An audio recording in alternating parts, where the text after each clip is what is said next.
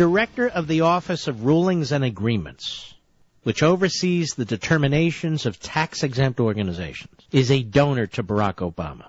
Holly Paz, P-A-Z, donated $2,000 to Obama's 2008 campaign, according to Open Secrets, which maintains a database of individual political donations. An Inspector General's report released yesterday concluded that the IRS improperly targeted, well, you know all this. The House Oversight Committee is requesting that Paz and 4 other employees, be made available for transcribed interviews starting next week.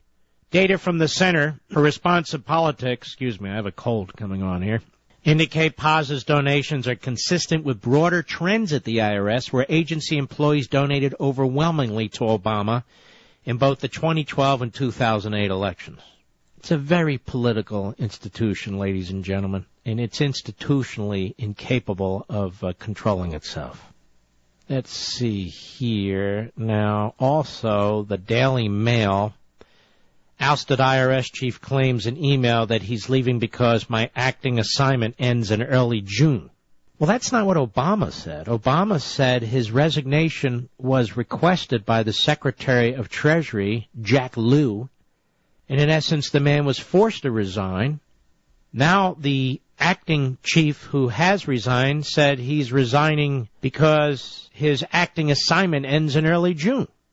See, Obama really hasn't done anything, folks. He really didn't do anything.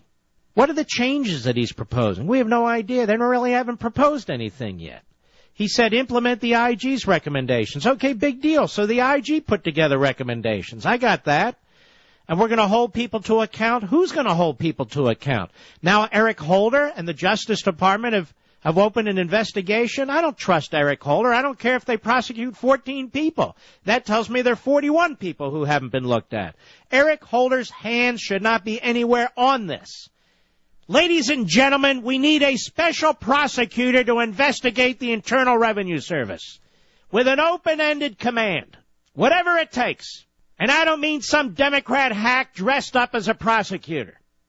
And while I'm on it, we need a special select investigative committee in the House of Representatives to get to the bottom of Benghazi.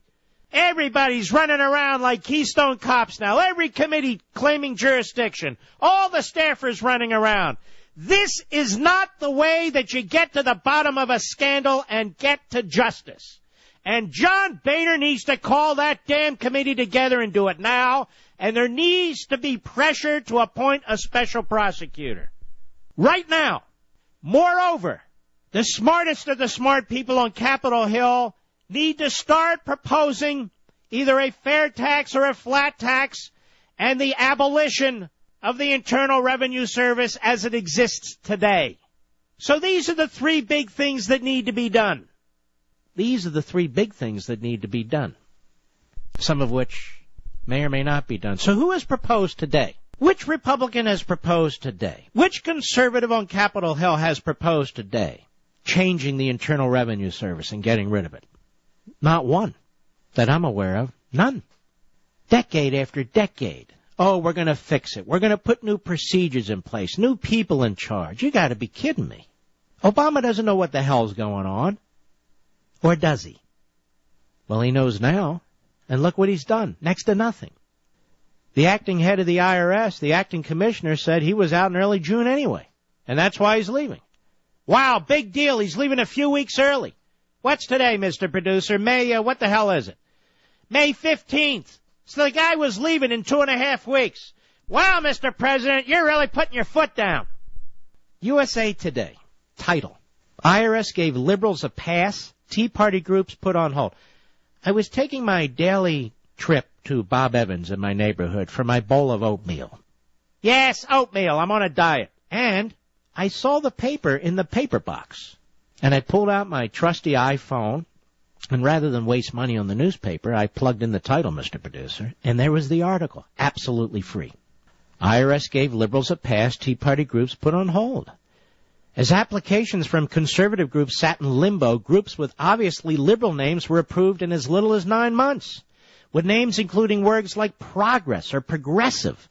These groups applied for the same tax status and were engaged in the same kind of activities as conservative groups. This is USA Today. The controversial 3-year-old strategy to manage the increasing number of political groups seeking tax-exempt status came under fire yesterday. Now, the Justice Department wants to know if that was more than just mismanagement. Yes, because Sherlock Holmes, a.k.a. Eric Holder, is now on the job. I don't want Eric Holder on the job. I want a special prosecutor on the job. Eric Holder is a crony. He's institutionally corrupt. I don't mean personally, institutionally. That is, he's a hack. Meanwhile, right behind that, let's see, these piles are getting higher and higher. Conservative group, this is Yahoo. Conservative group says IRS approved nonprofit status after applying with a liberal-sounding name. In May 2011, Drew Ryan, a conservative activist and former RNC staffer, began filling out the IRS application to achieve nonprofit status for a new conservative watchdog group. He submitted the paperwork to the IRS in July 2011 for a new site called Media Trackers, which calls itself a nonpartisan investigative watchdog dedicated to promoting accountability in the media and government. Although the site has investigated Republicans like John Kasich and Rick Scott, the site's organizers are unapologetically conservative. 8 months passed without word from the agency about the group's application, Ryan said. In February 2012, Ryan's attorney contacted the IRS to ask if it needed more information to secure its nonprofit status as a 501c3 group. According to Ryan, the IRS told him that the application was being processed by the agency's office in Cincinnati, Ohio. Oh, the determinations unit, with a team of advocates, specialists. As directed, Ryan followed up with the IRS in April 2012 and was told that Media Tracker's application was still under review. When 2012 arrived, September, still no word from the IRS. Ryan determined Media Trackers would likely never obtain standalone nonprofit status, so he tried a new approach. He applied for permanent nonprofit status for a separate group called Greenhouse Solutions. Greenhouse Solutions, a pre-existing organization that was reaching the end of its determination period. The IRS approved Greenhouse Solutions' request for permanent nonprofit status in 3 weeks. 3 weeks.